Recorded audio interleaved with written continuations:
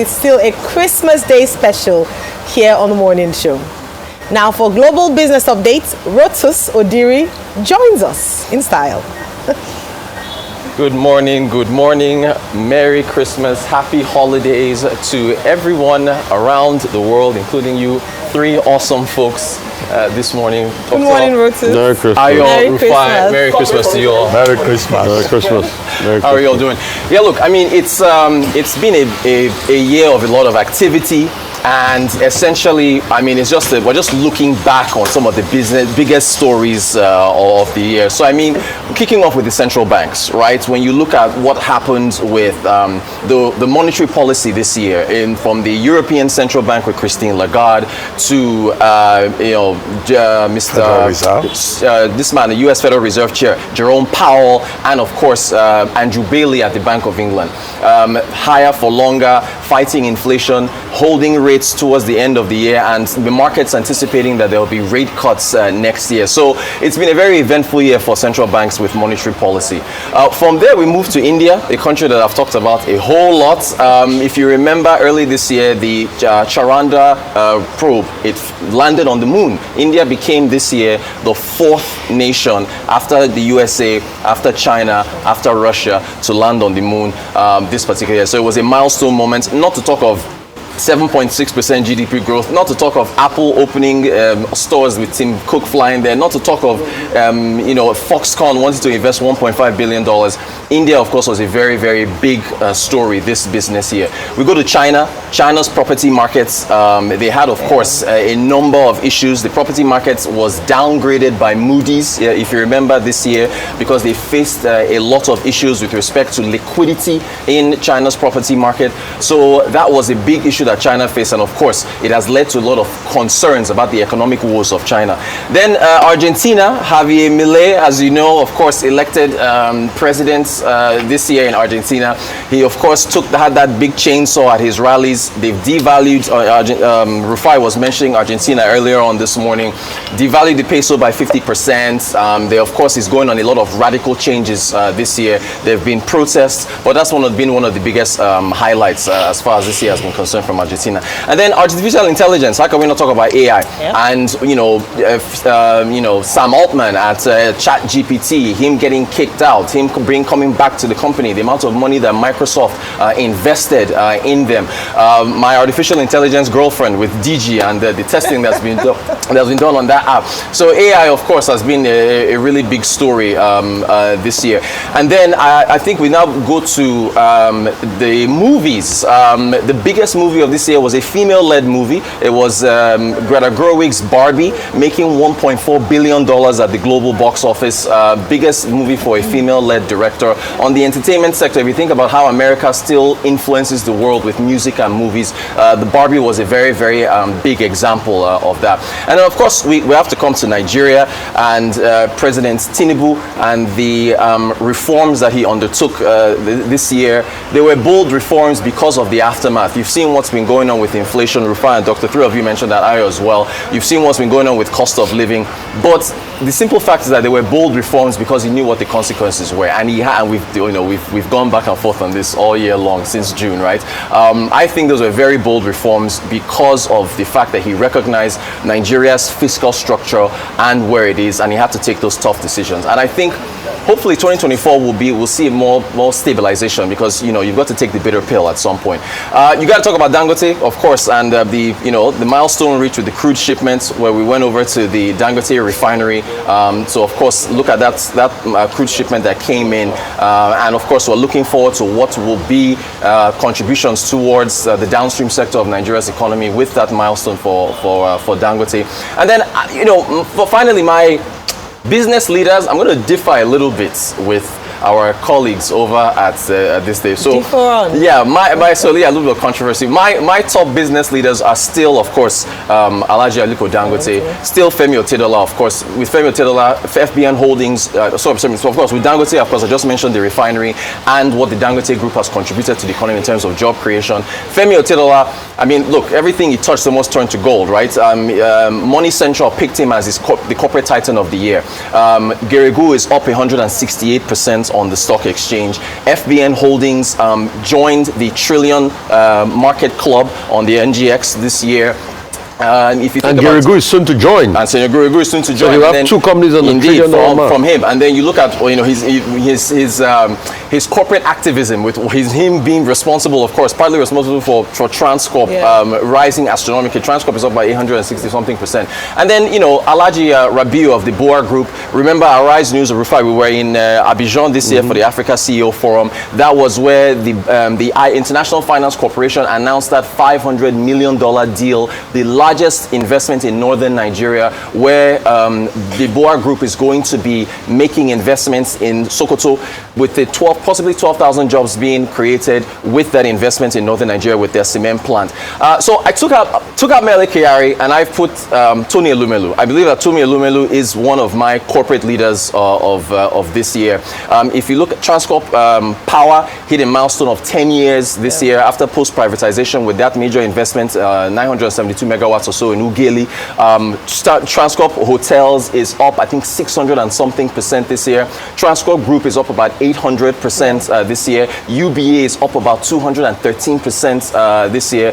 The Afri-capitalism move that he's been on over in Dubai for the COP28, when he held that roundtable with Dr. Ngozi Okonjo-Iweala, and I wish I had a woman on my list, for the roundtable that they had for Afri-capitalism, building jobs, and also the green economy. So those are my four. It's Dangote, it's Femi Otedola, it's Alhaji Rabiu, and Tony Elumelu, my corporate leaders of the year. And that's my roundup for the year. I mean, very good picks, for the year as regards the story. Where do I start from? I'd like to start from Argentina, because Argentina has a lot of things, in direct correlation, with Nigeria. Yeah. When you look at the government of the Kirchners prior to this time, there were a lot of socialist moves, but there were those socialist moves because the Argentine economy was already in economic malaise. Prior to this time, historically, in the 1900s, from about 1901 to about 1935, Argentina was one of the most robust economies in the world. And that's why you see that Buenos Aires, if you go to the capital, very beautiful city, shows a lot of great deal of development. Apart from America, Argentina was really developing at that time because of the great potential it had, for agricultural services. It had one of the biggest beef markets in the world, still the biggest beef market in the world. In fact, there's a story around beef and the refrigerator that inventors had to, or when they invented the refrigerator, it favored the Argentines so much because they now had cooling systems to store their beef, and they were able to make so much more money, and they did quite well. But when you look at it over the years, it's pretty much been bad leadership. Since the time of the dirty military era, back now to democracy, it's just been a case of bad leadership. So those social activities being done by the hitherto government, was to be able to cushion the effect of a country that hitherto used to be very rich before, but all of a sudden, very, very poor now. And Mele had to take the tough decisions. But what I fought Mele for is that I get it. He wants to get up and go, but you need to be careful when you take those tough decisions. I keep making, because of the consequences. And also, apart from that, as a leader, you need to come to the terms with that there are some things you'll never be able to do, where your history and your legacy will be written. The day you come to terms with that, you know peace as a leader. There are some things you'll never be able to do, no matter how well-intentioned you are. And there are some things you will never set out to do, but luck will shine in your favor. And you will do it and you will achieve, and you take the glory for it. So I think that's the balancing act. You've seen the protests in Argentina and all of that going on. And he's going to have a tough year, probably in 2024, because he wants to cut small things. I mean, he's cut Ministry and Department of Government to about 9. Another one is the resurgence of India. So I say the resurgence advisedly because a lot of people fail to realize that in the 18th, 19th century, before the British came to rape and steal India and China used to be about 45% of the world's GDP. So it's not now they're just having economic, growth.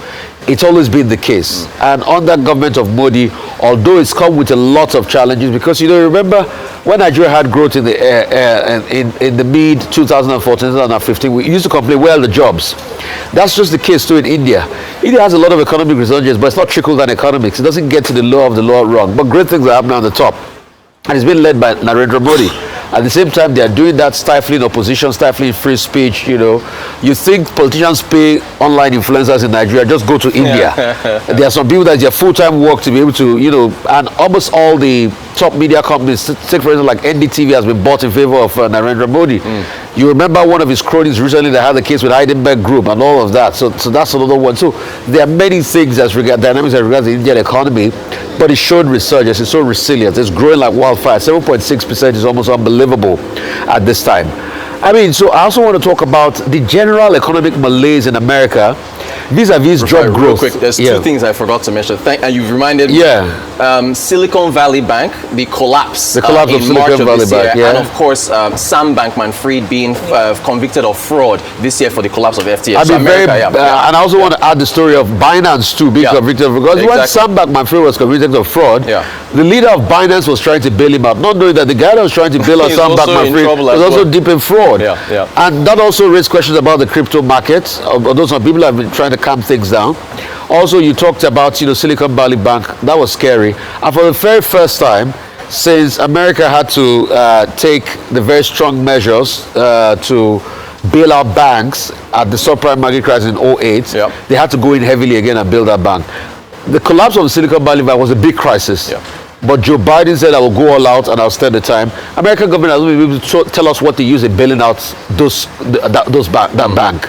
But they did spend a lot. I mean, since the days of using Hank Paulson to bail out the banks under Republicans with George Bush in the subprime market crisis, it's never been that way. But also, the question with America now is there's growth. You see the growth numbers, but it's a general economic malaise. Inflation, high cost of living. That's why I probably predict Trump will come back. Oh, you think so? I think so. That largely. is bold. And I'm going to call it for Trump. I think that Trump will come back. Because hate him all you want. He's been able to walk the Midas church on the economy. When Trump was there, they had growth of close to 4% in the American economy. The American economy was doing well. He was coasting to victory until COVID happened. If not for COVID, Trump will have still been president second term. I think Trump might win this election. And I'm calling it bold for Trump because of the economic malaise in America as we speak. And the general feeling, people are talking about the age factor with Biden and the fact that politics is about excitement. And Biden has not been able to excite the base. On the local scene, I think it's also a resurgence here for the tech sector in Nigeria. A lot of bold moves being made in the tech sector. A lot of more younger people going into the tech business, the tech unicorn. And like all those business leaders, I mean, it was a blistering year for the likes of Tony Elumelu and all of that. Although, let's not forget, he didn't say it. He had a little spat with his very good friend, Femi Otedola, when he tried to buy the Transcorp shares. But they kissed and they made up. And that's why both of them are friends. And, they pumped up. Today, Transcorp shares are heavily 800% growth. Heavily looked at. And don't also forget the back and forth fight between Sama Rabiu and Dangote. Exactly. And some people say, that was the reaction. That's why Sama tried to bring that cement price. But these guys are very good friends. They will all settle their beef in the end. So we had a lot of those business fights, just like the chat GPT on and all of that. But all in all, it was a good year for business, but it was not a great year for jobs. A lot more people lost jobs. Some companies folded up. But we're looking at a great year next year, filled with a lot of potential, but it's just about us to do things right. I will tip it's going to be difficult for a couple of countries in the Eurozone. England too, although they big election next year. Big election, they will keep interest rates about 5.25% or thereabout. There's going to be a lot of economic slump, but I think the growth will mainly come from the East. India, a couple of other countries. Probably it will be a year where China will see some growth, but the Eurozone will still be lackluster, and America will still be lackluster leading up to the elections. And probably Africa will still average about the 3-5% percentile of growth. Well, I think Biden will win just for the record. So let's see how it goes. Next year we'll all be here. We'll cover it. Those are one of the events that's one of the events that would shape 2024. The American presidential elections. But Rotus, I want to, of course, now I'm going to come in here where you're looking for women who could have made that list. I totally agree with you, and I was surprised that I didn't see Tony Elumelu. Beyond his expertise in terms of business is also because when Dr. Batu was talking, he talked about the giving back culture of the people, of the personalities, some of the personalities that were mentioned. And you cannot talk about, human development, human capacity development without speaking about the Tony Elumelu Foundation. I think that's really key. It's important. A number of things, strides, as you already highlighted, under his leadership, UBA, Transcorp, and all the businesses he's involved in. So I think certainly ought to be represented. And then his influence. He wields quite powerful influence in Nigeria and on the African continent. I think that's significant. President Tinubu visited him right after. That's possibly the only businessman that was televised. The president was just elected and goes to visit his house. But let me talk about the women. So the MD of Fidelity Bank. Yes. Onyelekpe. I believe that she ought to also be recognized because, I mean, under her watch, Fidelity has grown in leaps and bounds. And I must mention tier 2 stocks on yes, I must mention their trade expo in the US this year under her watch. So I believe that she ought to get more credit. She's building it and just doing quite excellent work there at Fidelity Bank. And then when you talk about the humans of Transcorp, you cannot talk about Tony Elumelu without the women who head Transcorp. The first female president of Transcorp, Owen Mojiafo, and of course Dupe Olushola. Both of them have been recognized different times as CEOs of the year. And just look, they almost give that credence to that term, what a man can do, a woman can do better. So all for girl power, I think they ought to be reflected on that list, and definitely will go on to my being persons of the year, especially in the area of business. So I mean, those are some of the things I wanted to talk about, just to bring into perspective the women. OpenAI, definitely the emergence of that, the conversation as to how far is too far. Even those who are championing AI coming out to say, okay, perhaps we need to dial back a little. We're moving too fast. The concerns around taking the jobs of human beings, against the fact that it would never be so because they don't have human emotions. Where will we see AI in the next few years? You talk about China as well. China dominated the news, especially in the first half of the year in business, because of the slow recovery from COVID years. The housing crisis you talked about in China. Then let's not forget the food crisis as well, sort of in India, where they had to cut back on exportation of their rice to the rest of the world, and its impact on global food prices. So those are the things that we need to talk about when it comes to business. Certainly. Okay, let me start with India. Narendra Modi, 14th Prime Minister of India, former Chief Minister of the Gujarat province. What he's been able to do, and the reason for your optimism, is that he's been able to rebrand India. Yes. And India, we've been told by the analysts, is going to grow in 2024 at a faster rate than even China, and maybe the fastest growing economy in Asia, for a number of reasons. Principally because Narendra Modi has been able to rebrand India. And, he used a great opportunity of hosting the G20 to position India, as a major destination for the rest of the world. And what have they been able to do in India? Consumption has gone up. The pace of industrialization has gone up. All of this, as a major development within the global space in 2023, will stand to the advantage of the BJP. That is the ruling party. That's the party of Narendra Modi. As India goes to general elections in the year 2024. So my prediction is that, BJP is likely to be returned, at a majority level in India. And the reason that will happen is because, of the success that has been achieved with regards to the economy. Now, the second point, you mentioned the artificial intelligence. Artificial intelligence is in the mainstream. Following the examples that you have listed, ChatGPT, OpenAI, Microsoft, and all of these companies, being involved. Now, even for people who do not understand computer science, they've seen that, there's something about, artificial intelligence, for good or for ill.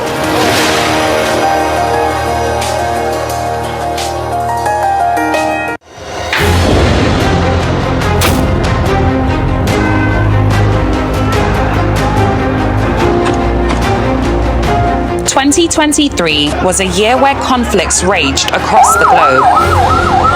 We want to vote! A year where change was in the air.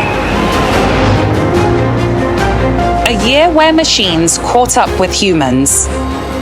A year where the old institutions looked weaker than ever.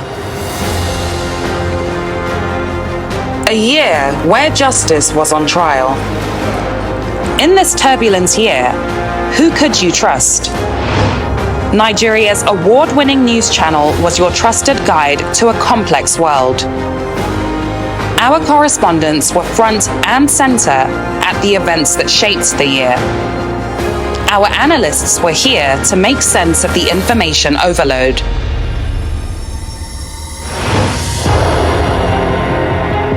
And now, we look back at the events that made 2023 as Nigeria marches on.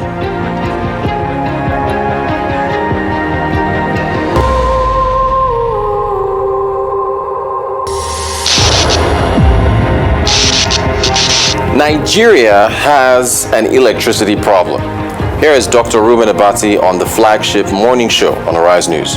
This is what has been part of the problem within this sector in Nigeria. The transmission company is blaming the DISCOs. The DISCOs are blaming the GENCOs. The DISCOs and the GENCOs are blaming the government. And then we hear about subsidies. And despite the fact that we hear about these subsidies, we, the ordinary people of Nigeria, do not get the benefits of these subsidies. These subsidies appear fictional in terms of the impact on the ordinary man that needs steady power supply for economic growth and development, which is one of the major points in President Tinubu's 8-point agenda. However, this is coming at a good time, this consultation, at a time when only this week the national grid collapsed completely for the third time in 2023. Nigeria's electricity value chain is plagued by illiquidity and debt. There's no money. In July of 2023, Arise News covered the commissioning of the Decade of Gas Secretariat in the Federal Capital Territory, Abuja. President Tinubu's special advisor on energy said the president is committed to supporting the players in the sector.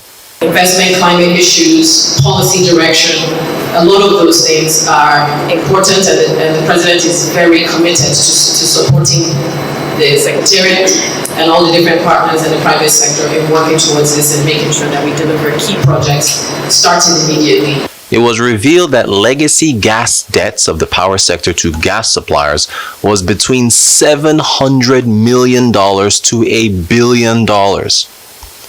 Ed Ubong, immediate past president of the Nigerian Gas Association and coordinator of the Decade of Gas Secretariat, said, quote, "It is clear to us that we need to provide comfort to investors by clearing the arrears that the gas companies are owed, particularly for gas supply to power." One of the issues facing Nigeria's electricity sector is cost-reflective tariffs, a lack of cost-reflective tariffs. Nigeria's electricity sector has damaging subsidies. Here is Mustafa Chikeobi, the chairman of the Bank Directors Association of Nigeria. Subsidies are blunt economic instruments. They generally cannot be targeted and they are not sharp. So I'm against all forms of subsidy, but I welcome interventions that are targeted. There's 3 subsidies that are killing Nigeria. The PMS subsidy, the FX subsidy, which I think is the most dangerous of them, and then there's electricity subsidy. Those 3 subsidies go up, in my estimation, over 10 trillion naira a year. Nigeria's 3-headed subsidy dragon. Now, President Tinubu addressed 2 out of 3 of those dragons. Standing in front of one of them right now. We all remember those famous words at his inauguration. The first subsidy is gone. The currency was also devalued, with multiple FX windows collapsed in an effort to liberalize the exchange rate. But there's one subsidy remaining that the president is unwilling to remove for now: electricity. Here's what the Minister of Power, Adebayo Adelabu, said at a press briefing. "You cannot jump overnight and implement the cost-reflective tariff. I can tell you that till today, the government still subsidizes power. For political reasons and empathy, you cannot cause additional burden on Nigerians." But how much has Nigeria spent on electricity subsidies in recent years? According to Sanusi Garba, the chairman and CEO of the Nigeria Electricity Regulatory Commission, between 2015 and 2022, almost 2 trillion naira. The projection for 2023, 600 billion. And the projection for 2024, 1.6 trillion. During the panel session for the release of the World Bank's latest Nigeria Development Update Report, I asked Nigeria's Minister of Finance, Wale Edu, about the electricity subsidies. Minister Tinubu has said a month ago in November that the president is not willing to remove electricity subsidies because of the cost of living impact on Nigerians. But at the same time, an electricity act has been signed that is supposed to give states the wherewithal to be able to attract investment. So how you can attract investment in the electricity sector when you're still keeping subsidies in place is the question. So with that context, I guess, do you agree that more needs to be done according to the World Bank? To respond and interact. He evaded the question. So that I asked Nigeria's Minister of Trade and Investment about non-oil exports. And during her answer, we were all reminded about Nigeria's power issues. There are some who do not agree that all eyes should be on the CBN because CBN doesn't generate dollars out of thin air. It's like going to your account manager and saying, why isn't my salary going up? You have to make the money and then the account manager manages it. The Ministry of Trade and Investment is what some say should be the focus of the country in terms of attracting investment. We continue to talk about how we want to boost the non-oil economy, but I'm sure, Minister, you saw the latest trade figures in the third quarter.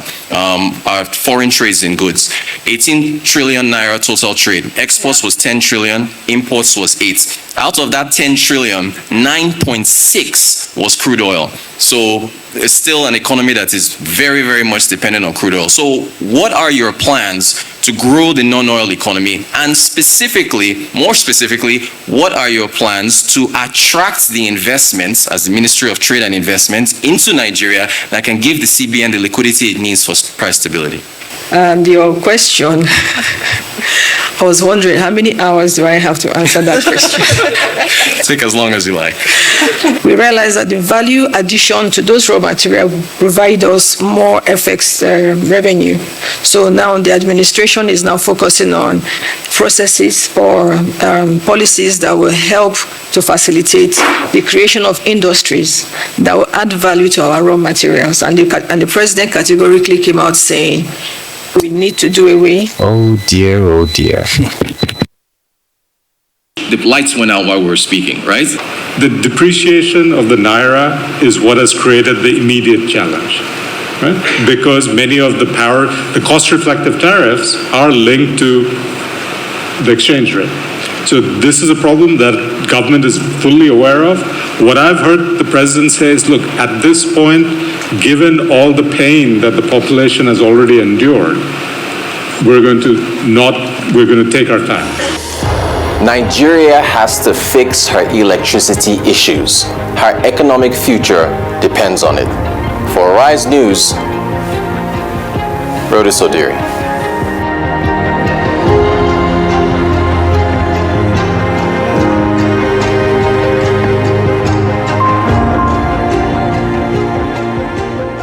Well, welcome back to this special Christmas edition of the morning show here on Arise News.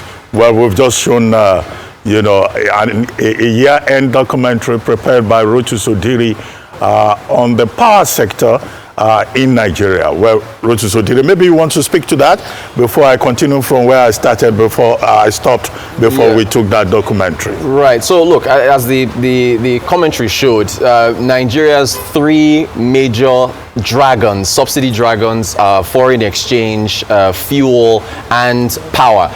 President Tinubu has addressed the foreign exchange part. It's still ongoing. He's addressed the fuel part. That's still ongoing. But he has paused on power, electricity subsidies, because according to Minister Adilabu, he doesn't want to inflict more hardship on Nigerians. But I think if you want to bring in more investment into the power sector, you have got to you've got to remove those subsidies. You've got to remove that cap. These are a fantastic setup here. We all know what Arise News invested in power to make sure we're not interrupted for this broadcast. Businesses have to do that. So you have to take that burden, that cost burden off businesses. And I think that, if you get power right, you get a lot of other things right. Kudos to the president. He signed that Electricity Act which allows these individual states to be able to move forward, generates their own power, and hopefully gets investment. We mentioned Tony Lumelu and the fact that Transcorp Power is 10 years old. They've made investments there. So the private sector needs assistance there, and I think there's still a lot to be done for 2024 as far as power is concerned. Well, I think what is important in 2023 is the attempt by the Tinubu administration to focus on the challenge that Nigeria faces with regard to power. How? You will recall that under President Buhari, there was an attempt at what they call Presidential Power Initiative. But that Presidential Power Initiative has not really been able to get off the ground. When President Tinubu traveled for the G20, he met on the sidelines with the Chancellor of Germany. And one of the things they discussed is how to reactivate, or fast track the three-phase partnership with Siemens, in terms of the electricity sector in Nigeria. I recall that the Chancellor of Germany, Olaf Scholz, said, look, the issue is not about Siemens being able to generate the electricity, that the Nigerian government should take care of its own end of it. And I guess that, this is what we're seeing, because the minister, from initially putting his foot in his mouth, in that ministry, has also in recent months, towards the end of the year, held a number of stakeholder meetings. And we had advised him that he should consult to find out what exactly is wrong in that sector. A country of over 200 million people, finds itself in a shameful situation whereby it is generating just about 4,000 megawatts. And Minister Adelabu says his objective is to generate 20,000 megawatts and to make sure that people who need electricity get it at the receiving end. It's a no-brainer to say that we need power supply to be able to jumpstart this economy, either at the industrial level or the manufacturing level or at the level of SMEs, because we all depend on electricity. And if you compare us with other African countries, we're far behind in that regard, which is why the conversation that has been organized this year is useful. And what are some of the things that the stakeholders are saying? They are saying that, one, Nigeria relies on about 80% of thermal generation. So the problem is gas. The Nigerian gas company is not working. So what is the problem with gas? Some suggestions about, denominating the purchase of gas in Naira and all of that. And stakeholders say that cannot work. Exactly. Because gas is a commodity. It's an international commodity. You can't say you will sell it in Naira. There was also conversation around the weakest link in the chain, in the value chain, because electricity is a value chain from transmission to generation, from generation to transmission to distribution. And the transmission link of it is a part of it that is being managed by the Nigerian government. After the Manitoba, the Canadian company that took over transmission in 2014 left the scene. And when the Nigerians took it over, they've not been able to manage it. And so the suggestion on the table is that we have to dismantle the transmission end of it. Give it to the private sector, give it to people who can manage transmission and place greater emphasis on efficiency. So what we expect, so that I don't do too much of a review of what occurred in the course of the year, is that in the year 2024, both the Ministry, of Power and the government, under the rubric of President Tinubu's 8-point agenda, will address some of these issues.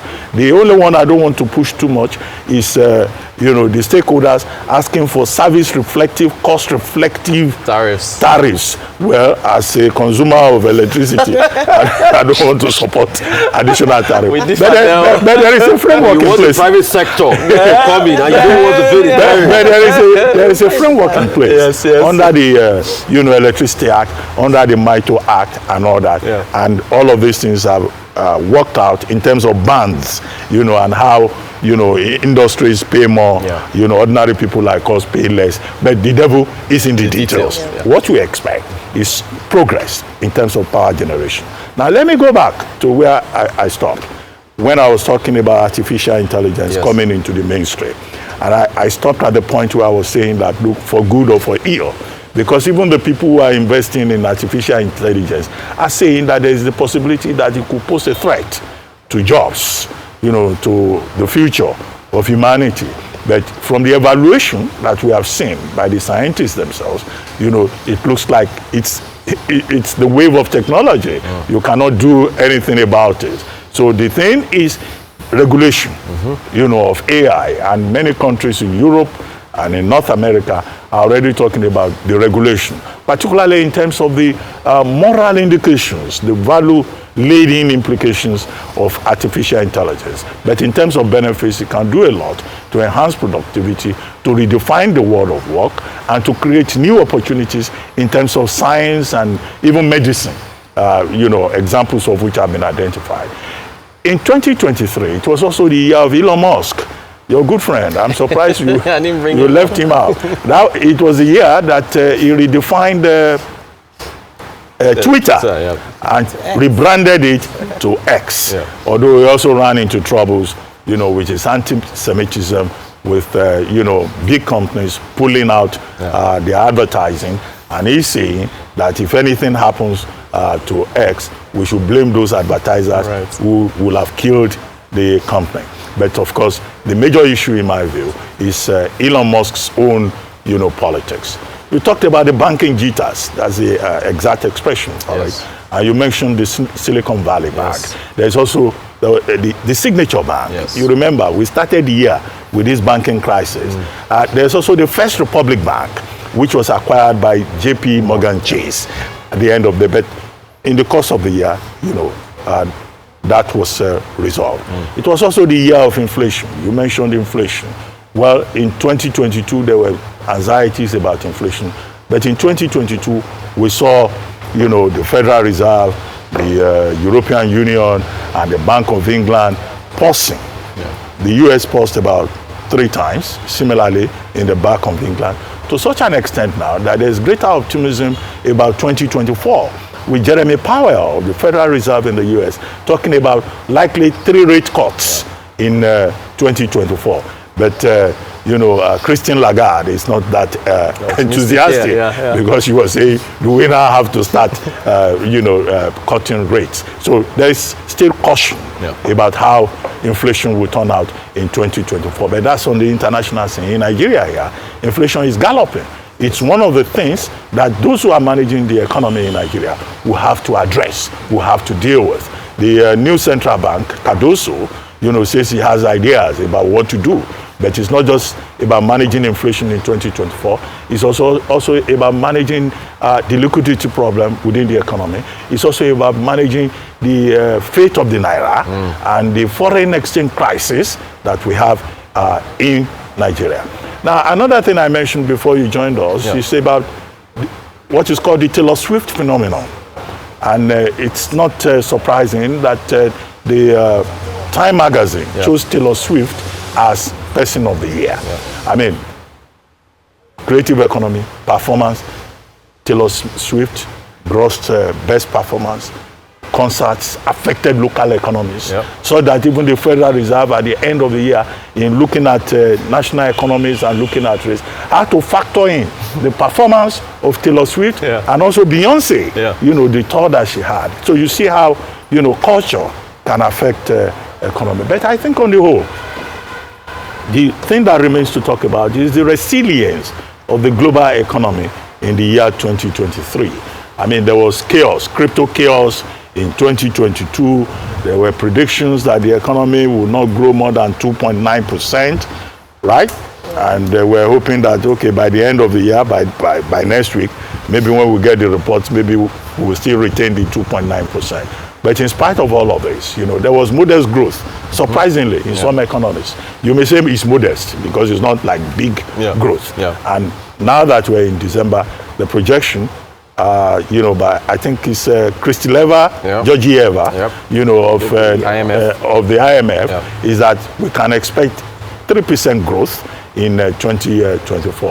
For an economy like Nigeria, where 3% growth is not really what we're looking for. But the global economy is contracting, but it's not as bad as was predicted. So we are happy. Christmas Day, all of us are still in one piece, and the world has not yet ended, despite the global supply chain crisis caused by the war in the Middle East and the crisis in the Red Sea caused by the Houthi rebels, the Hezbollah, and all proxy fighters for Iran, and the crisis that we have also between Russia and Ukraine. Indeed. A whole lot going on. Thank you very much. Thank you so much. Thank you. Thank you for the review.